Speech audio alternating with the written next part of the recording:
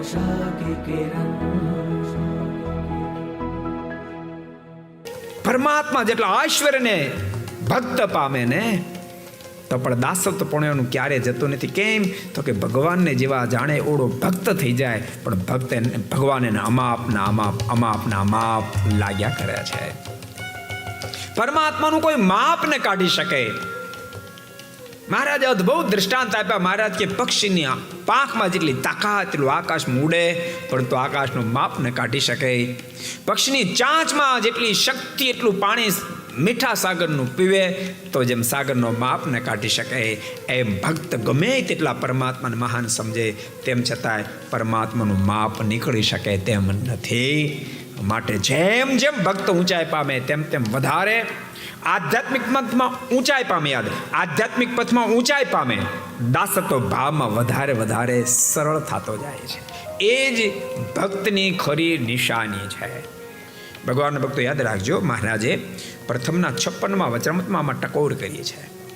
માનો આપણે ધર્મ નિયમનું પાલન કરીએ, કદાચ જગત થકી વિરક્ત રહી શકીએ, આપણને ભગવાનમાં પ્રીતિ બંધાય, આપણને પરમાત્માના સ્વરૂપનું જ્ઞાન માને શાસ્ત્રનું જ્ઞાન થાય. આ બધું થઈને હૃદયમાં અહંકાર જો એન્ટ્રી કરે તો સમજો ટ્રેક ખોટો પકડાયેલો છે. ટ્રેક ખોટો પકડાયેલો છે. ગમે તેટલા નિયમ ધર્મનું દઢીકરણ થાય, ગમે તેટલી ભક્તિ આપણે કરી શકીએ, પ્રેમ કરી શકીએ, ભક્તિને માયરું પરમાત્મામાં પ્રેમ કરો એ પણ ભક્તિ છે. માનો કે આપણને મંદિરમાં સેવાનો ચાન્સ મળે, અને ભગવાનના ભક્તો મંદિરમાં સેવાનો ચાન્સ મળે, કોઈ નહીં છોડવાનો, તન મન ધનથી કદી નહીં છોડવાનો. બહાર આપણે મોટા શેઠ છીએ, સાહેબ છીએ, અધિકારી છીએ, પણ મંદિરમાં તો દાસ જ છીએ. મંદિરમાં તો ઠાકોરજીના દાસ જ છીએ. મંદિરમાં ક્યારેક પોતું મારવું પડે તો આપણને કઠણ ન પડવું જોઈએ. મંદિરમાં વાસણ સાફ કરવા આપણને કઠણ ન પડે. ગમે એટલી ઊંચાઈ પ્રાપ્ત કર્યા પછી આપણે ભગવાનના દાસ છીએ.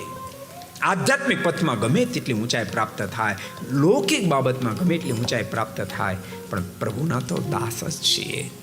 અને ભગવાનના ભક્તો દાસપણાના ગુણ આવે એટલે આપણે બધે કામ લાગે.